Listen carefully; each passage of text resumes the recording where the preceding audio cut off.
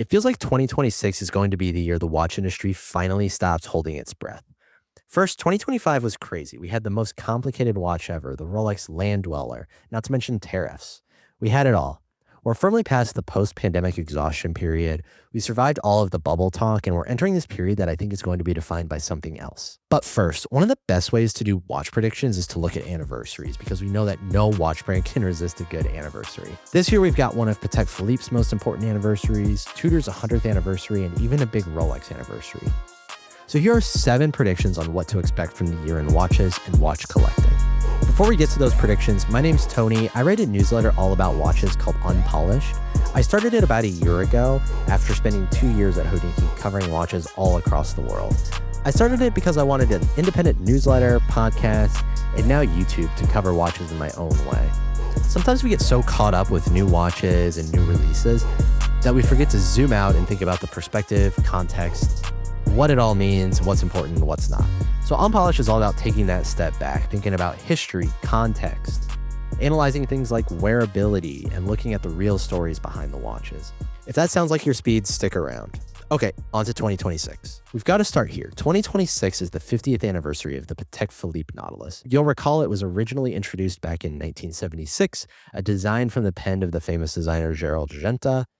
And back in 2022, Patek Philippe was probably smart to kill off the stainless steel 5711. If you remember, that was peak hype times. I even remember writing this collector's guide to the 5711 back in 2022.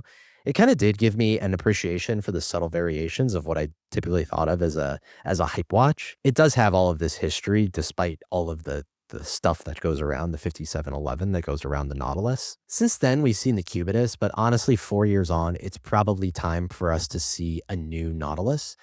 Perhaps it'll be in stainless steel, it'll be a 5811A, or maybe Patek could go full hype and do something like a titanium Nautilus, though I wouldn't count on that. Honestly, something I'd like to see is a bit of a return to that original Jumbo 3700 that dates to 1976. No seconds hand, just pure Gerald Genta DNA. Whatever it is, if Patek Philippe brings back a stainless steel Nautilus in some form this year, it's going to be the most talked about and the most coveted release of the year. From Patek Philippe, let's talk about Tudor next. While the Nautilus is celebrating its 50th, Tudor is hitting 100. Hans Wilsdorf registered the brand name in 1926, a couple of decades after starting Rolex. And Tudor is firmly standing out of Rolex's shadow now. It's doing its own things with the Black Bay, with the Pelagos, and it's got its own story to tell. Now, Rolex has told us they don't explicitly celebrate anniversaries, but it feels like 100 deserves something, right? So we know the Black Bay 58 is due for a revamp across the whole line. You'll remember that last year they updated the Black Bay 58 Burgundy. I still love my Black Bay 58 Gilt, even if it doesn't have the more modern things like a micro-adjust bracelet that some people are asking for in 2026. But beyond the expected Black Bay 58 updates, here's another prediction. The 1926 collection will get a soul. Right now, it's just a bit generic, and with Rolex finding success in the dress watch space with the 1908 collection, I kind of expect Tudor to do the same thing for the 1926. Better designs, more interesting dials, a little more heritage inspiration, something that I think will get enthusiasts excited about the dress watch side of Tudor so that it's more than just a sports watch brand or just the Black Bay brand. Okay, speaking of Rolex, don't hold your breath for something like a new stainless steel sports watch. The data shows that the most expensive 13% of watches across the Swiss watch industry account for 80% of total export value. If you know this, I know this, Rolex certainly knows this. And that's why, look, we spend so much time talking about Rolex and sports watches. Everyone wants the Submariner, the Daytona, even the Air King, and it's a lot of fun to think about what they might do there. But in the past 2 years, Rolex has introduced a grand total of 1 new professional sports watch, which was really just a new bezel option for the GMT Master. The Land-Dweller is a separate category. In 2026, I'm predicting that this trend will continue. I think Rolex is going to continue to focus on precious metals, maybe even more complications than we've seen from them. Perhaps they'll add a calendar to the 1908 collection. Some trademarks and patents have also suggested this, so people that love Rolex and Rolex fanboys are starting to read the tea leaves. I've done a little bit of this on my newsletter as well. So in 2026, expect Rolex to continue to cater to their very, very important clients. I expect them to focus on precious metals, high complications. It's where the rest of the industry is headed, and Rolex sits at the very top of the Swiss industry. Let me start this next prediction with a story from the 1990s. Back in those days, Patek Philippe had a problem. There was a huge price jump in its catalog from the Calatrava to the perpetual calendar, something like 4 or 5x.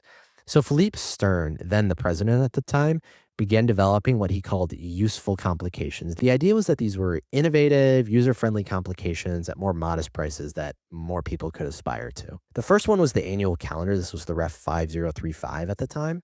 Fast forward to today, and what's the number one thing people talk about? It was the most popular article I published last year, is that watch prices are absolutely insane. It's just like no one can afford a watch nowadays. So I think brands are going to figure out a way to address this year. Last year, we saw a lot of high-end, super complicated pieces. And I think this will be the year. I think 2026 is going to be the year that some of those innovations in engineering and complications make their way down to more accessible pieces that average people like you and me can afford. Think annual calendars. One of my favorite watches last year was that Nomos World Timer, the Club Campus World Timer. Just a super practical watch, and it was relatively accessible at about $5,000. Think about more complications like that and what brands can do to deliver innovative, useful things that people can actually aspire to own. Next up, let's talk about Omega. So the Milan Olympics have just ended, and as you might know, Omega is a huge sponsor of the Olympics. It's one of their big activations for the year. They released a kind of cool looking white ceramic Omega Seamaster for the Olympics, but the core Seamaster collection is starting to feel a little bit long in the tooth, let's say. I think in this year, in 2026, we should see the return of the mid-size Seamaster Professional 300. I'm talking 36, 37, 38 millimeters. They discontinued the last 36 millimeter Seamaster Professional 300 back in 2018, but the market over the past few years has been moving back towards smaller watches. So take me back to the 1990s when Pierce Brosnan was James Bond and there was a smaller Omega Seamaster for every size wrist in the collection. I think 2026 will be the year we see a mid-size Omega Seamaster in some form. And we've seen them continue to expand the catalog of the Seamaster the last few years. Remember that just last year we saw a no-date Seamaster, so I'd expect them to continue to expand the lineup there. Beyond product predictions, let's talk about another trend, and that's the growing importance of the pre-owned market. I saw a study just today, actually, that this pre-owned market grew to 16 or 17 billion euros last year, which would put it almost on par with the size of the estimated new watch market. But the thing is that the pre-owned market is growing much faster. If you talk to every local or authorized dealer, you'll hear them talk about the potential of pre-owned. It's where a lot of the growth is right now as people are pushing back against prices. They're looking for pre-owned, even vintage watches. I did a podcast with a local Chicago retailer last year who talked about his plan to open CPOs-only stores. He told me that the second biggest brand after Rolex for his store was certified pre-owned Rolex. And I know he's not alone in that regard. So I think that what we're going to see over the course of this year is more retailers figuring out how to go pre-owned. That's going to mean that when you walk into your local authorized dealer, your local boutique, you're going to see not only fancy new watches in their shrink wrap, you're going to see the opportunity to buy pre-owned, even vintage watches as well. I know when I get questions from collectors or enthusiasts, they're not just looking at a menu of new watches. They're looking at what they can buy on the pre-owned and the used market as well, the best way that they can spend their money to get a watch that they want. And I think we're going to see more retailers, whether it's in-store or online, figuring out how to cater to that. So those are 6 of my predictions, or maybe some of my hopes for what we see, larger trends and products or watches that I hope are released throughout 2026. I want to end with one more prediction, but it's really more of a closing thought because so many enthusiasts got into watches during the pandemic. Some people perhaps saw it as a way to invest or make a quick buck, and a lot of those people have gotten out of the industry. The ones who have stuck around, I think, are here because they really love watches, which is awesome. But I think that the people that are still here, they want more. They want in-depth research. They want to connect with brands, watches, watchmakers, other collectors. That means WhatsApp groups, events, in-person experiences. Honestly, it's part of the reason that I wrote a newsletter. It kind of feels more like a hangout or a club. For example, it's a place where founding members to my newsletter, I send them a magazine and a strap every year. Watch people especially want something physical, and it's something that I, as a digital publication, could do. But I think this is a broader trend throughout the industry and honestly throughout all of culture, right? Is going analog. And I think watches can play a big part in that. I mean, they literally are these analog anachronistic things. And I think that watches should be able to lean into that throughout 2026 as this way to escape the onslaught of digital and technology and AI and all of these things that people are worried about.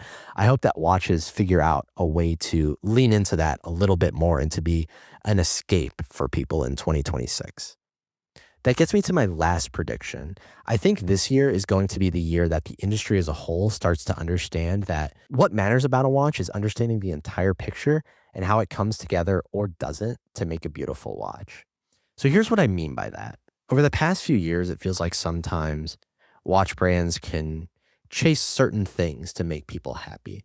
Spec sheets, finishing, complications. And all of these things can sound good on paper, but what's actually important is how that watch feels on the wrist and how it makes you feel when it's on your wrist. And I think sometimes we lose sight of that because we talk about these things oftentimes very online, which is a lot of fun and it's a way for us to connect. But we forget that these are physical objects that we experience in person. So over the last few years, we've seen all of these mini booms for old pocket watches, obscure indies, new complications. Each of them requires some focus to understand, which makes me positive about the industry that we can take times to find all of these little pockets that can make collecting so much fun.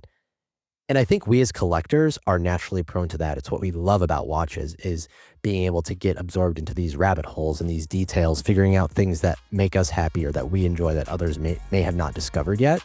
And I think 2026 is going to be the year that the industry as a whole starts to figure that out a little bit more and is able to cater to collectors and enthusiasts a little bit more. Those are 7 of my predictions for 2026, but I actually made 12 in my newsletter. You can find the link below if you're interested, including what might happen with some of my favorite brands like Jaeger-LeCoultre, Tag Heuer, and others.